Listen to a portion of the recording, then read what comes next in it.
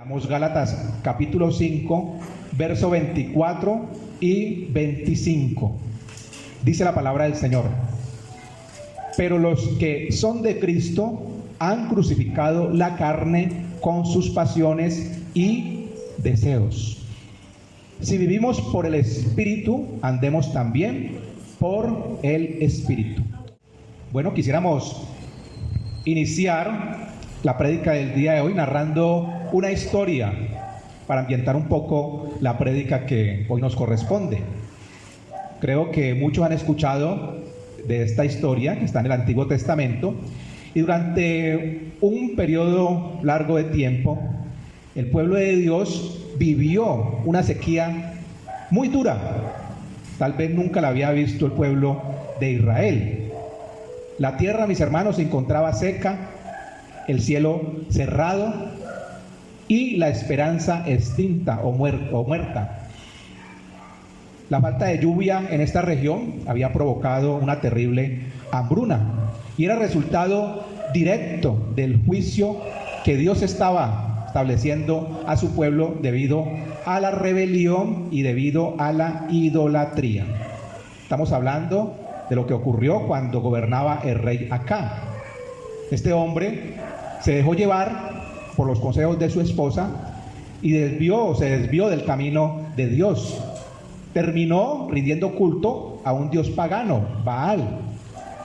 Y este hombre, pues siendo autoridad, siendo el rey de Israel, pues trajo todo este tipo de consecuencias a su pueblo, al pueblo que él reinaba.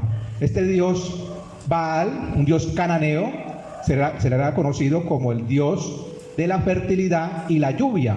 Y es por esta razón que Dios castiga a todo su pueblo, no permitiendo que la lluvia caiga sobre esta región. Y su esposa Jezabel pues contribuyó mucho a que esto ocurriera, porque ella lo llevó a que el rey se desviara. Y esta historia, mis hermanos, la podemos encontrar en el primer libro de Reyes, capítulo 17. Yo quiero que por favor usted se ubique en la palabra de Dios, que vamos a estar durante esta enseñanza leyendo Primera de Reyes, capítulo 17. Amén. ¿Ya estamos allí? Amén. Primera de Reyes, capítulo 17. Y dice el verso 1: vive Jehová, Dios de Israel, en cuya presencia estoy, que no habrá lluvia ni rocío en estos años, sino por mi palabra. Aquí entra en escena el profeta Elías. Amén. El profeta Elías. Y uno de los tantos lugares que se vio afectado en esta región, pues fue la región o la aldea de Sarepta. Esta región es conocida porque en ella ocurrió un tremendo milagro. Era un lugar donde el polvo y la sequía pues estaban representando ese juicio que Dios envía a través del profeta Elías. El primer versículo que acabamos de leer de la primer libro de Reyes, capítulo 17. Y esta viuda se le conoce como la viuda de Sarepta. Había sufrido muchísimo, mis hermanos, porque había perdido a su esposo, había entrado en escasez su casa, tenía problemas económicos, su vida había sido marcada por el dolor, se encontraba asfixiada por todos los problemas que estaba enfrentando, y no solamente ella, sino su único hijo. Imaginémonos por un momento esta situación caótica: hambre, necesidad, sin una respuesta, escasez en la casa, no llovía, no había forma como cultivar, no habían cosechas y ya no quedaba nada en su tinaja. Solo un puñado de harina y unas gotas de aceite. Lo último para preparar una pequeña comida antes de enfrentar lo inevitable, la muerte. Era su último alimento. Era lo único que había en esta casa. ¿Qué había? Un puñado de harina y unas gotas de aceite. El día había llegado. Yo puedo imaginar el dolor y la tristeza que esta mujer pudo sentir. al despertar y saber que era lo único que tenía para alimentar en ese día a su hijo y esperar morir. Sin embargo, ella sale, me imagino que recoge unas ramas para prender el fuego, pero su mente ya había aceptado ese doloroso destino. Se encontraba desesperada.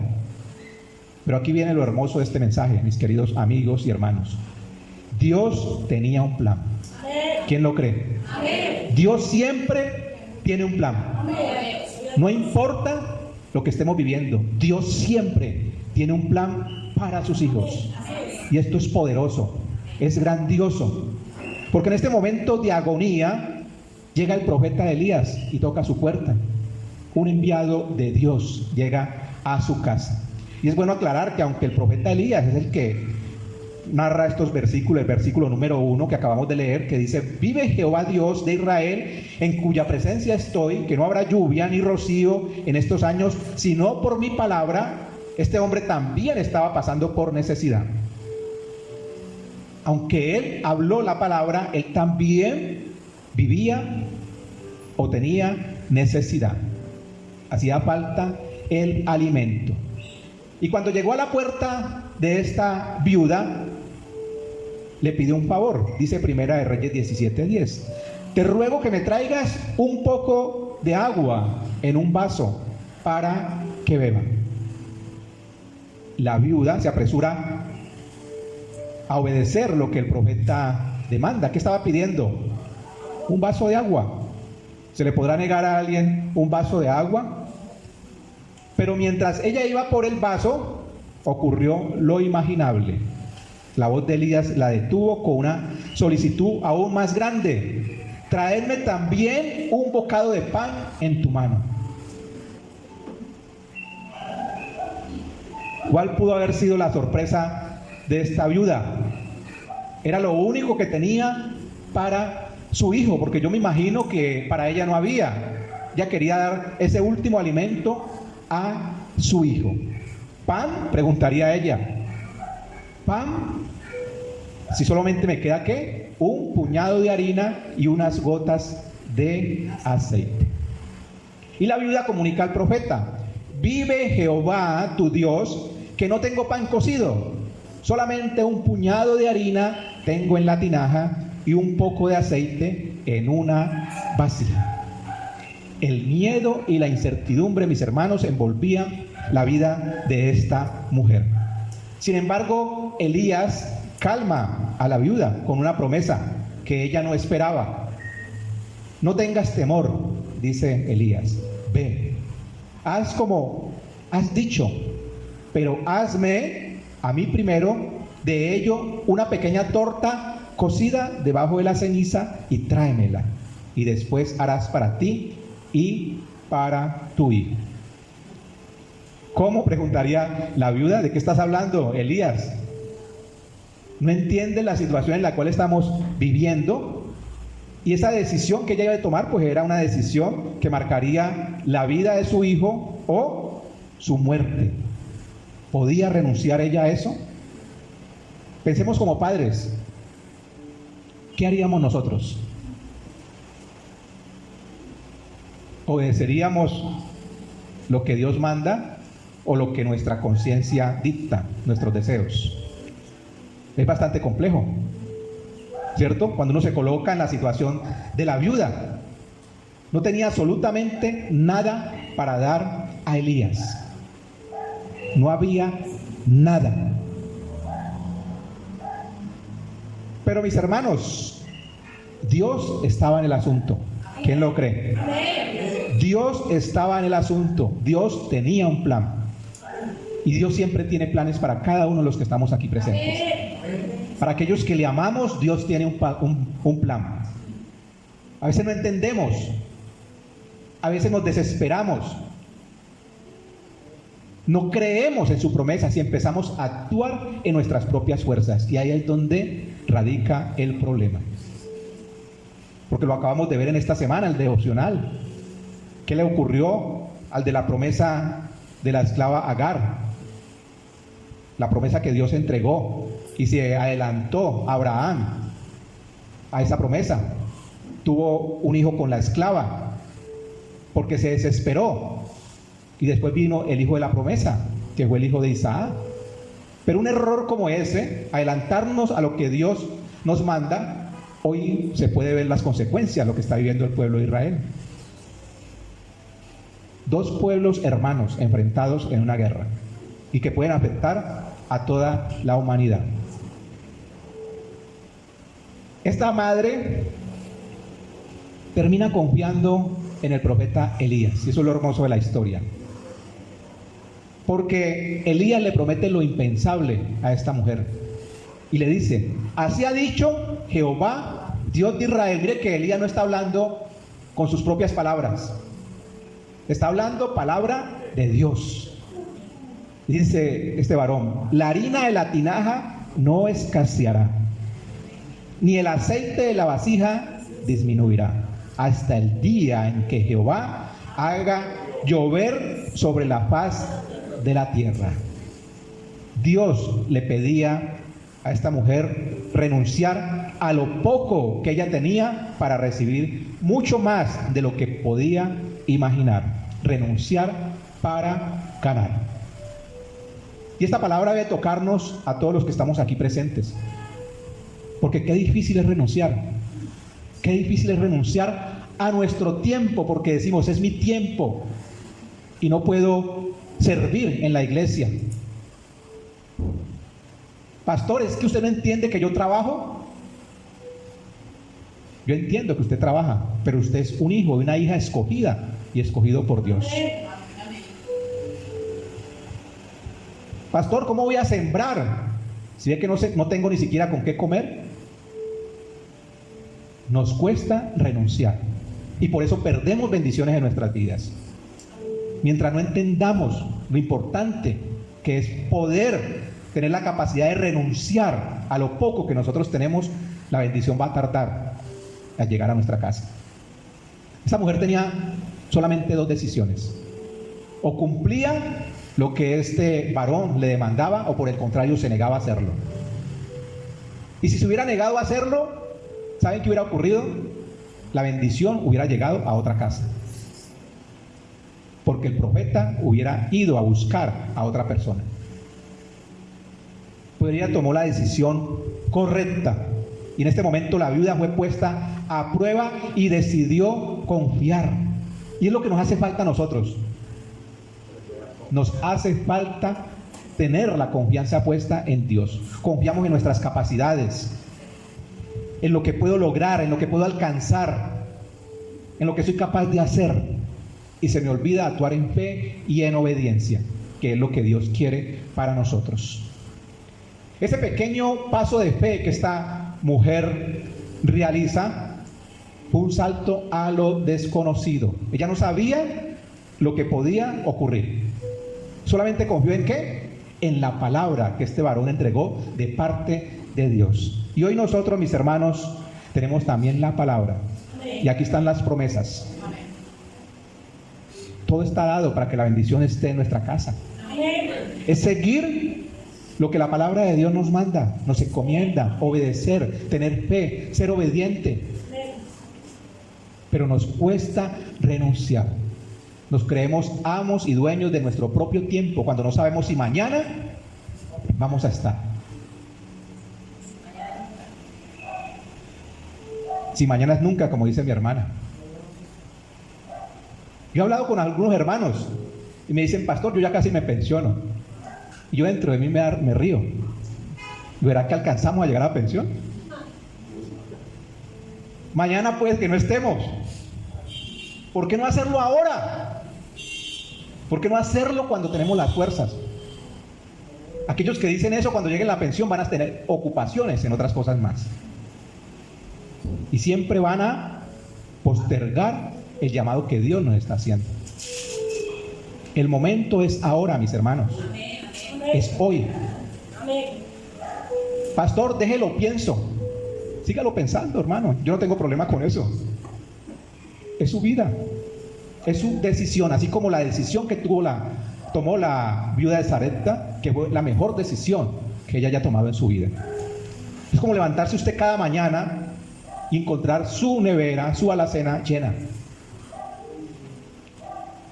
Consumir todo lo que hay allí, ir a descansar tranquilo, porque al otro día vuelve y abre la nevera y está ¿qué? Llena. Eso fue lo que esta mujer hizo. Y aquí estamos hablando de la provisión material, pero eso es más profundo. El tema de la renuncia es más profundo. Y veamos qué ocurrió después. Entonces ella, ¿de quién estamos hablando? De la viuda de Sarepta. Fue e hizo como le dijo Elías.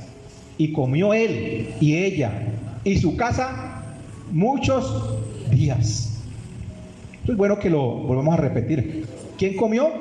Él, Elías, ella y su hijo muchos días. No hubo más escasez. Día tras día la harina se mantenía y el aceite nunca se agotaba. Esto se convirtió en un milagro continuo, una provisión diaria de parte de Dios, y así debe ser nuestra vida. Nosotros debemos depender diario de Dios. Todos los días, hasta el último aliento que salga de nuestro ser. Esa debe ser nuestra oración cada mañana. Dios, gracias. Y yo lo hago, mis hermanos. Es lo primero que yo hago cuando me levanto y digo, Dios, gracias. Pude abrir mis ojos. Señor, puedo entregar tu palabra. Eso a mí me llena de gozo. Gracias, Señor. Señor, aquí estoy. ¿Qué hay por hacer el día de hoy? Estoy en tus manos. No quiero depender en mis fuerzas. En mis fuerzas me canso. En mis fuerzas me equivoco. En mis fuerzas cometo errores.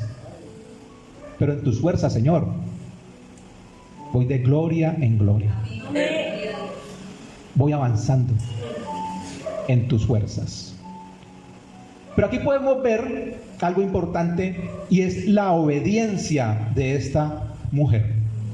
La obediencia trajo una ganancia que ella no se podía imaginar. Hoy la entendemos porque lo podemos leer, y a veces leemos esto como una historia más.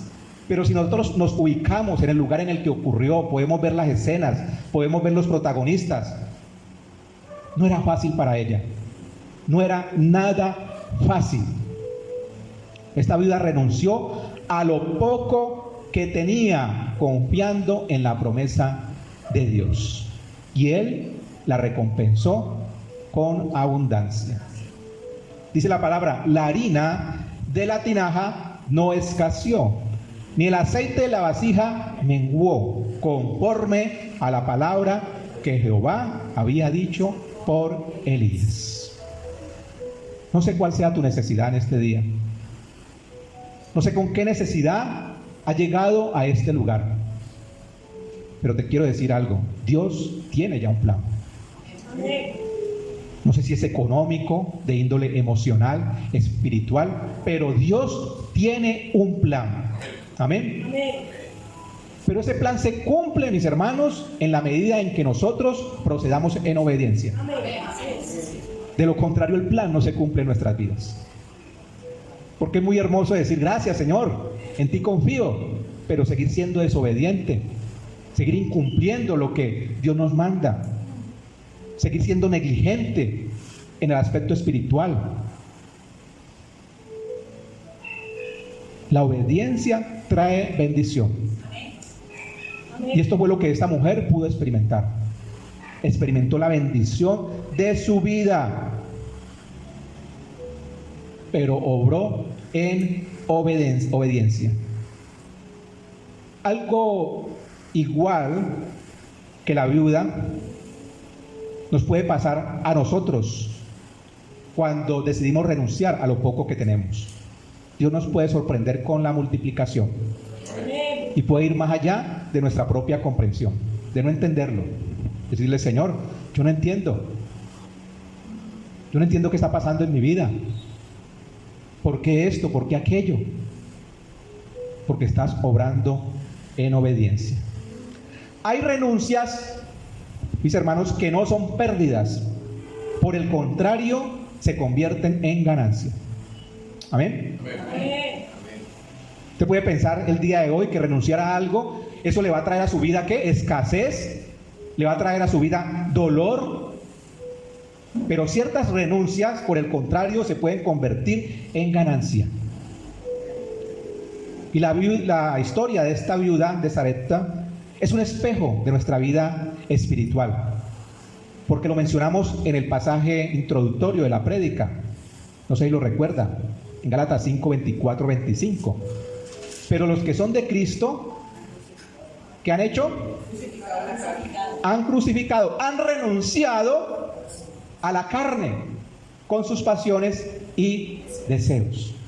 Y viene aquí la promesa: si usted vive en el Espíritu, ande también en el Espíritu. Pastor, ¿cómo hago para crecer espiritualmente? No hay un paso de A, B, C, D y E, nada. Comprométase, es lo único.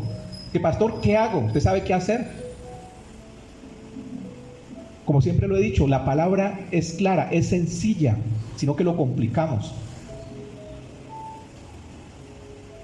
Obedezca, comprométase, renuncie a lo que en este momento le está haciendo daño, que no lo está o no la está dejando avanzar. De eso se trata la obediencia. Y por eso esa historia se puede parecer a la nuestra. Al igual que la viuda, nosotros debemos de entregar todo lo que parezca que es valioso para nosotros, incluso si esto pueda parecer insensato o doloroso. Porque cuánto nos cuesta entregar, ¿cierto? Lo que durante mucho tiempo hemos logrado conseguir, durante mucho tiempo hemos luchado para tenerlo. Pero hemos aprendido algo con la viuda de Sarepta. Dios proveerá no solo lo que necesitamos, sino mucho más. Amén. Dígale a la persona que está a su lado: Dios proveerá mucho más de lo que necesitamos. Dígaselo con fe.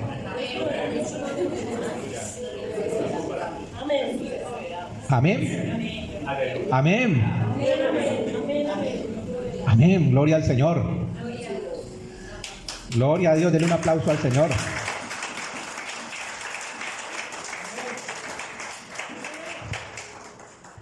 Qué bueno que estén contentos, porque lo que viene nos va a confrontar. ¿A qué estarías dispuesto o dispuesta a renunciar por seguir a Jesús? Y aquí es donde coloca interesante la prédica. ¿A qué estaría dispuesto? Que todos queremos bendición, ¿cierto? Pero no queremos renunciar. Todos queremos ser bendecidos, pero Señor, si tú me pides esto, no, esto es mío. Esto no te lo puedo entregar. Esto, Señor, no soy capaz de hacerlo. El Señor nos quiere completos o nada. Con Él es así, mis hermanos. Con Él no es a medias. Que a veces pensamos: Señor, yo te entrego esto, pero déjame con esto. Él quiere todo de nuestras vidas, mis hermanos. Todas nuestras áreas. Todo. Él no se conforma con un poco. Y si le entregamos todo de nosotros, vamos a ser útiles en las manos de Dios. De lo contrario, mis hermanos, a medias con Dios no se anda. ¿A qué estarías dispuesto a renunciar por seguir a Jesús? Y el costo de la renuncia varía según el tipo de individuo que eres. ¿Eres un seguidor o solo un simpatizante? Otra pregunta. ¿En cuál de los dos equipos me ubico? ¿Eres un seguidor o eres un simpatizante? El Señor siempre busca seguidores. Amén. El Señor busca ¿qué? Seguidores. El Señor busca discípulos. Y lo podemos ver cuando nuestro Señor Jesucristo recorrió con sus pasos esta tierra. Las personas que le rodeaban, ellos se maravillaban por los milagros que Él hacía. Y habían unos que lo admiraban desde lejos. Amén. Aquellos que de lejos miraban aquellos milagros y decían: es un gran hombre de Dios, es un profeta de Dios. Y otros se atrevían a decir: es el Hijo de Dios. pero hay otros que se atrevieron a caminar con Él. No sé qué equipo nos encontramos el día de hoy. Si somos de los que le admiramos, simpatizamos o caminamos con Él día tras día. Porque ese es el Evangelio, caminar con el Señor día tras día. Y estos últimos, aquellos que le siguieron, tuvieron el valor de renunciar para ganar. Ellos renunciaron, pero fue mucho lo que ganaron. Amén. Y ejemplos hay muchos en la palabra del Señor, pero quiero tomar como referencia los siguientes casos. Yo sé que usted conoce muy bien de quién vamos a hablar. Un día se acercó a Jesús un joven que había escuchado de Jesús, había escuchado de sus milagros, de lo que este hombre estaba haciendo. Y este joven deseaba tener vida eterna. ¿Quiénes quieren tener vida eterna? Amén. Obedezca. Obedezca. Porque vamos a ver qué le ocurrió a este joven. Cuando él ve que Jesús se acerca, él llega a su encuentro y muy conmovido le pregunta: Maestro bueno, ¿qué haré para heredar la vida eterna? Este joven tenía una sola pregunta en su mente, y era que quería volver, o quería saber qué debía hacer para heredar la vida eterna.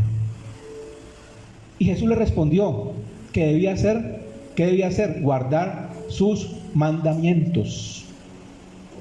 Y el joven confiado, ¿qué le responde a Jesús? Señor, yo he hecho todo lo que tú me pides desde niño, con eso no tengo problema. Entonces Jesús lo mira con amor y le dice: una cosa te falta, vende todo lo que tienes, dalo a los pobres y tendrás tesoro en el cielo. Luego ven y sígueme. Luego ven y sígueme. Una entrega total. Eso es lo que el Señor esperaba que este joven hiciera, que renunciara a lo que él creía que en ese momento le podía ser útil para poder ¿qué? Atrapar lo que realmente importa. En este caso, ¿qué es lo más importante? Heredar la vida eterna. Y esa era la pregunta de él: ¿cómo lo logro? Y Dios da una respuesta. Jesús habla. Pero mis hermanos, el joven se puso ¿qué? Triste, porque tenía muchos bienes. Y aunque él simpatizaba con las enseñanzas de Jesús y también deseaba la vida eterna, no estuvo dispuesto a renunciar para ganar. Y se fue triste porque su apego a las riquezas era muy fuerte. No se sintió capaz de dejar todo lo que había conseguido por seguir a Jesús. Y aquí queda muy claro, mi querida iglesia, que el verdadero discípulo no es solo aquel que escucha, sino el que está dispuesto a negarse a sí mismo. Amén.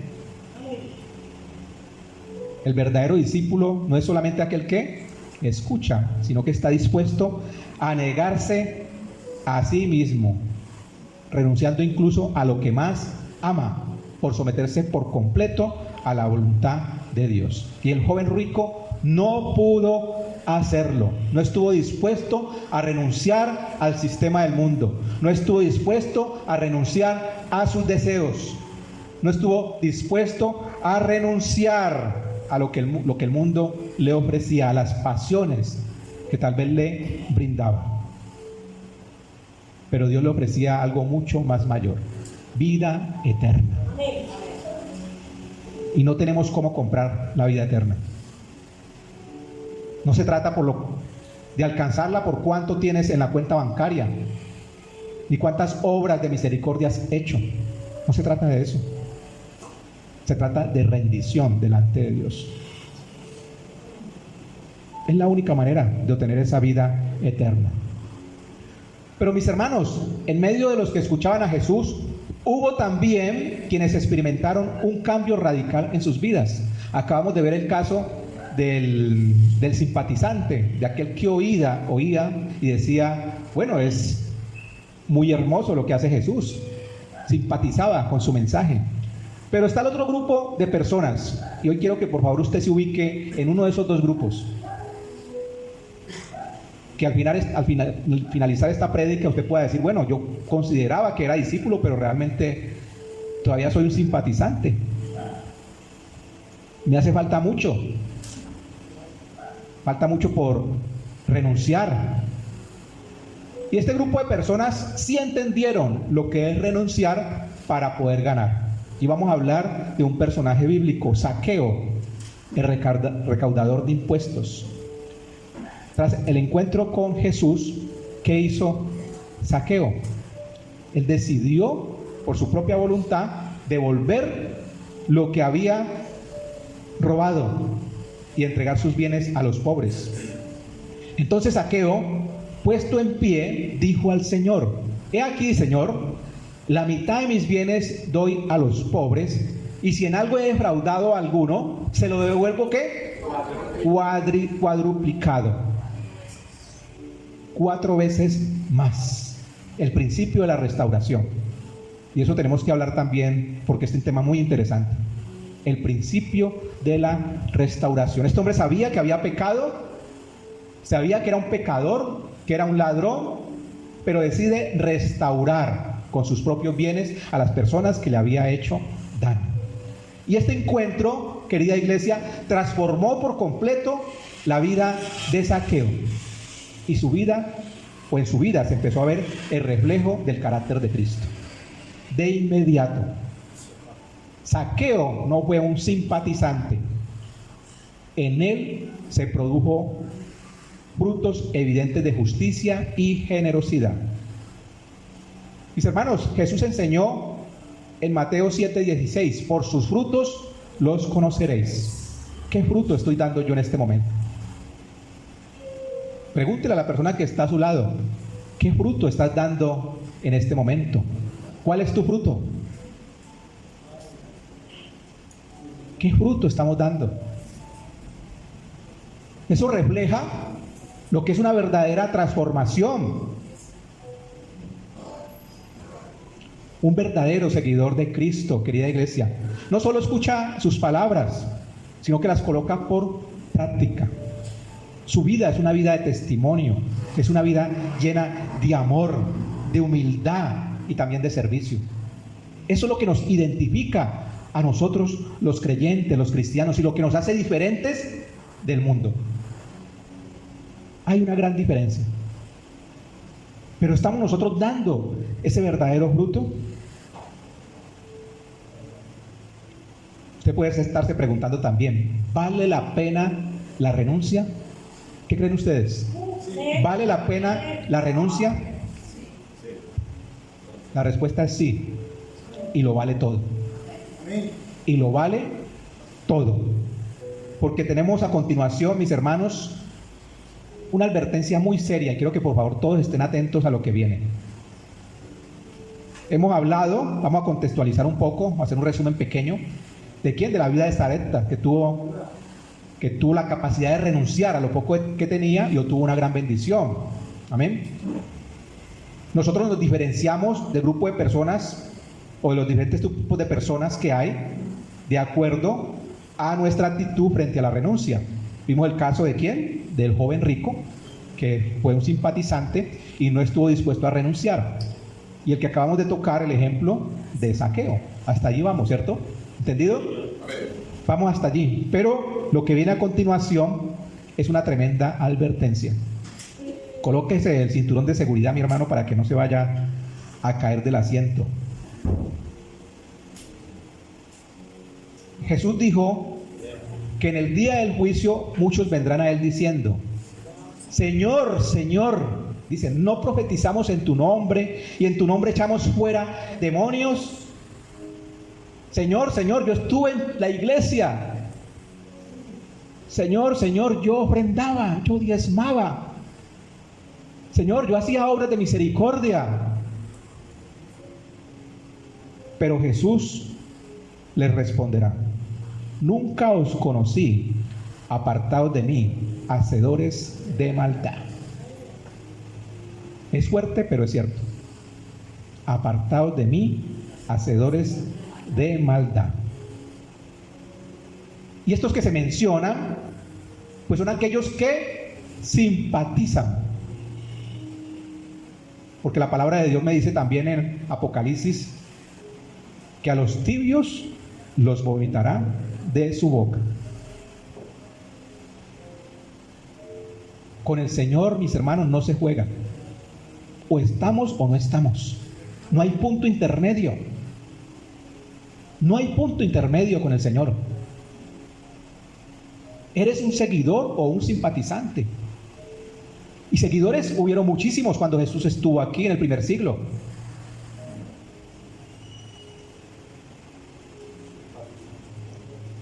Como dice mi hermano, también simpatizantes muchos. Y eso es lo que debemos nosotros preguntarnos en el día de hoy. Si realmente estamos siguiendo a Jesús con nuestro corazón. Lo podemos estar haciendo también por conveniencia, por querer recibir algo como una transacción.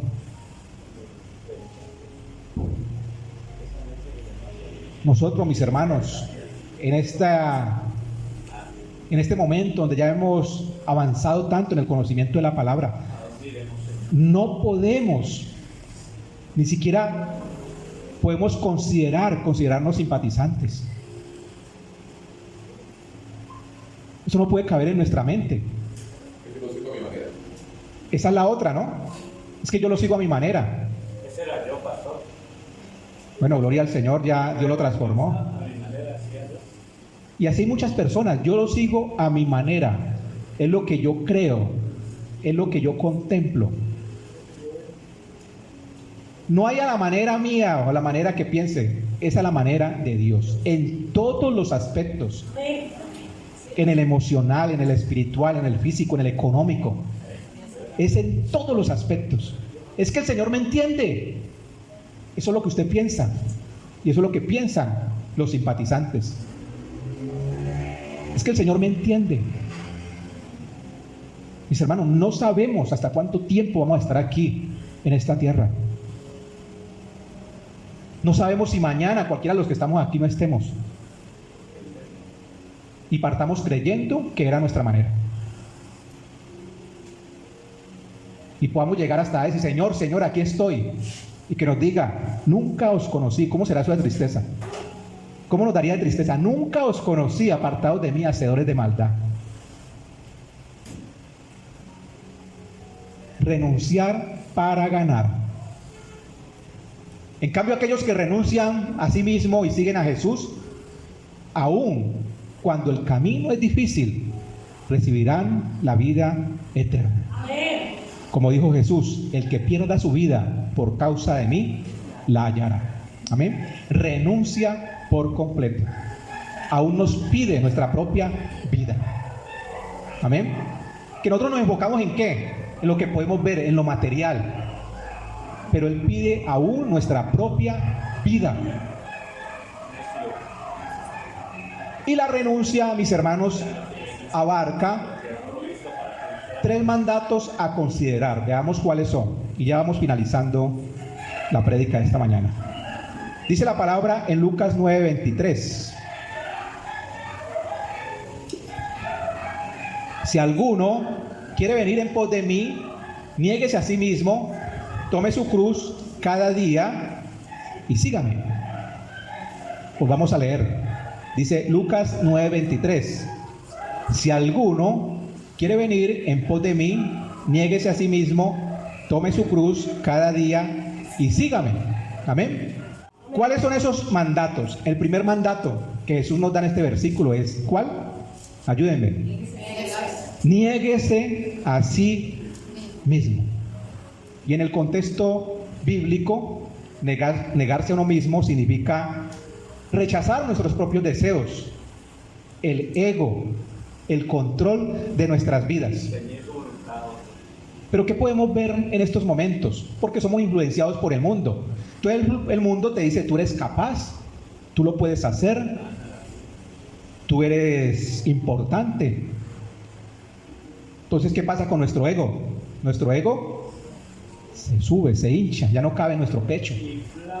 Y no somos capaces de renunciar a eso, a nuestros deseos, a nuestro ego, a nuestro orgullo. Tantas cosas que, por el contrario, las atesoramos y creemos que eso es lo que nos identifica a nosotros como personas. Quiero decirle algo. En el mundo, la identidad de la persona es diferente con Dios. Porque el mundo, ¿qué nos lleva a hacer? ¿A querer qué? Mostrarnos para que el mismo mundo, el mismo sistema del mundo nos dé un valor. Pero con Dios es diferente. Él nos pide rendirnos por completo, negarnos a nosotros mismos, con un objetivo, que Él reine en nuestras vidas. Es la única forma. Es la única forma. Queremos que Cristo esté en nosotros, pero ¿cómo lo logramos? Negándonos a nosotros mismos, a nuestros propios deseos, a nuestros placeres. Porque la renuncia es compleja. Y siempre vamos a encontrar excusas para no ir a la iglesia, para no congregarnos. He trabajado mucho, estoy cansado. El Señor me entiende, Él sabe lo tanto que trabajo. Y Él entiende que hoy puedo descansar. ¿Qué pasa esto? Él me pasa esta, como dice mi hermano. Nos llenamos de argumentos en nuestra mente y no estamos en la capacidad de renunciar. ¿Eres simpatizante o seguidor? Solo en nuestro nivel de renuncia nos damos cuenta en cuál de los dos equipos o grupos estamos. Señor, te entrego lo que me sobra. Señor, aquí está lo que me sobra de mi tiempo. Señor, aquí está lo que me sobra de las finanzas. ¿Tú me entiendes? ¿Tú sabes? La viuda de Sarepta entregó su último bocado. Lo último que tenía para alimentar a su hijo lo entregó. Pero nosotros estamos dados a entregar lo que ¿qué? Lo que nos sobra. Mis hermanos, Dios no es un Dios que mendiga. Dios es soberano, Dios es poderoso, Él es Rey de reyes y Señor de señores. Nos daría pena, mis hermanos, o da pena entregarle a Dios lo que nos sobre.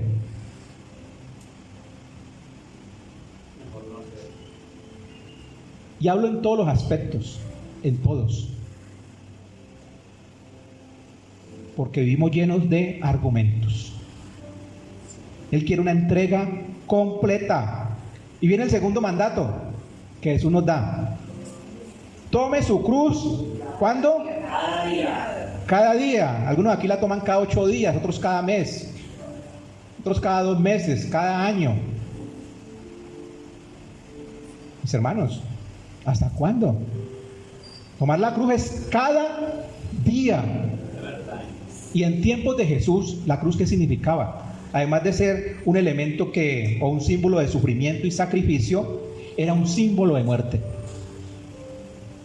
El que tomaba su cruz estaba caminando ¿hacia dónde? A su propia ejecución. Y eso es lo que nosotros no hemos entendido. Tomar la cruz es morir a nosotros mismos. Diariamente. No es cada semana, no es cada mes, es todos los días, es un ejercicio diario. Señor, hoy fallé en esto, quiero entregarte esto que me atormenta, que no me deja estar tranquilo. Al otro día va a venir otra cosa. Pero ¿qué ocurre cuando no entregamos a Dios todos los días? Mis hermanos, eso se va acumulando, y llega un momento en que nuestra mente se cauteriza. Y ahí es donde está el peligro, que no sentimos dolor por pecar. No sentimos misericordia, no sentimos compasión, nuestra mente se ha cauterizado. Él nos da la oportunidad de entregar todos los días nuestras cargas, y eso es tomar nuestra cruz, morir todos los días a lo que yo soy. Y el tercer mandato, y el más bonito, ¿cuál es? Y sígueme. Ahí no dice y simpatiza con lo que yo digo, dice sígueme, sígueme. Y ese seguir a Cristo no es solamente un llamado de caminar tras Él, porque uno podría decir, bueno, yo voy a empezar a caminar tras el Señor. Mis hermanos, es vivir como Él vivió, adoptar sus prioridades. Y yo siempre lo digo, cuando usted llegue a algo en su vida, pregúntese, Señor, ¿qué harías tú? Y ahí está la respuesta. Pero empezamos a divagar, ¿no? Y tratar de justificar mis actos. ¿Qué harías tú, Señor? ¿Qué harías tú, Señor, en esta situación? Sígueme.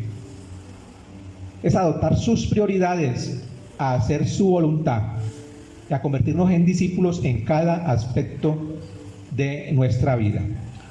Bueno, mis hermanos, vamos ya finalizando. Qué pena que nos hayamos extendido un poquito. Pero vamos al desenlace de esta prédica. ¿Recuerdan a la viuda de Sarepta con la cual iniciamos? ¿Sí la recuerdan? En Primera de Reyes 17:12, si usted gusta, busque ahí en su palabra. Primera de Reyes 17:12. Ella dice, vive Jehová tu Dios. Ella no dice, vive Jehová mi Dios, porque ella no era israelita. Ella confía en Dios a través de la palabra de un hombre. Amén. Cuando la viuda dice, vive Jehová tu Dios, está reconociendo que Elías servía al Dios de Israel, que era un varón de Dios, que tenía poder y autoridad. Pero en este momento ella no lo había adoptado personalmente en su fe. En este momento la viuda de Sarepta no había renunciado a todo. Pero cuando uno sigue avanzando en la lectura, a través del milagro que Dios obra en su vida, porque no solamente fue la multiplicación de esta harina y este aceite, sino que usted va a encontrarse que más adelante el hijo de esta mujer muere y Elías, a través del Espíritu Santo de Dios en su vida, el poder que Dios otorga a este varón, este joven es resucitado. Ese tema no lo tocamos, pero eso también ocurre. Mientras ella ve que Dios está obrando a diario en su casa, pues ¿qué pasa con su fe? Su fe empieza a crecer. Empieza a reconocer la autoridad y la verdad de la palabra de Dios. Y más adelante en el verso 24 dice lo siguiente: ahora conozco que tú eres varón de Dios y que la palabra de Jehová es verdad en tu boca. Mira cómo cierra de precioso este relato, esta historia. Esta mujer en este momento se ha rendido por completo a la voluntad de Dios. Dice, ahora entiendo, ahora conozco, ahora me doy cuenta de que Dios está contigo y que la palabra de Dios es verdad. Yo le pregunto a usted, ¿usted se da cuenta que la palabra de Dios es verdad? Amén. ¿La palabra de Dios es verdad? Amén. ¿La palabra de Dios es verdad, mis hermanos? Amén. ¿Por qué no la obedecemos?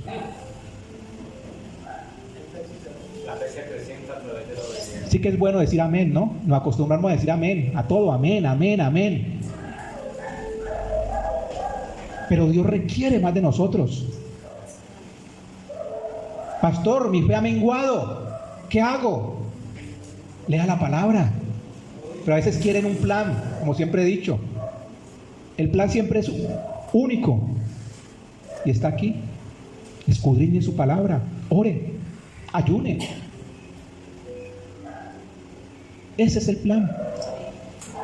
Y ese es el plan de Dios para nuestras vidas. Él quiere lo mejor para nosotros, mis hermanos. No sabemos a cierta, o no sabemos ciencia cierta si esta viuda se convirtió, no lo sabemos porque la palabra no es clara. Pero así como la viuda entregó lo que parecía ser su última oportunidad de vida, nosotros también somos llamados a entregar lo que pensamos que nos da seguridad. ¿Qué es lo que nos da seguridad? Nuestros planes. Pastor, es que yo voy a hacer esto o aquello. Necio, no sabes si mañana vienen por tu alma. Señor, es que yo tengo pensado hacer esto o aquello. No quiere decir con esto que pensemos. Eso está bien hacer nuestros planes. Pero lo más seguro, mis hermanos, es que partamos de esta tierra y no sabemos en qué momento. Necio, no sabes cuándo vendrá por tu alma. ¿Qué más debemos entregar? Nuestras metas personales. Entreguemos nuestro control sobre nuestra vida, porque a veces queremos controlarlo todo. Aún el control sobre nuestra vida debemos entregarlo. Porque terminamos haciendo cosas de manera equivocada. Le ocurrió a Abraham y Sara. Y vemos las consecuencias que están viviendo, o todos vivimos, porque todos nos vemos afectados. Negarse a uno mismo significa renunciar a nuestro orgullo, a la comodidad de la vida vieja y a los placeres de este mundo. ¿Estamos dispuestos a hacerlo?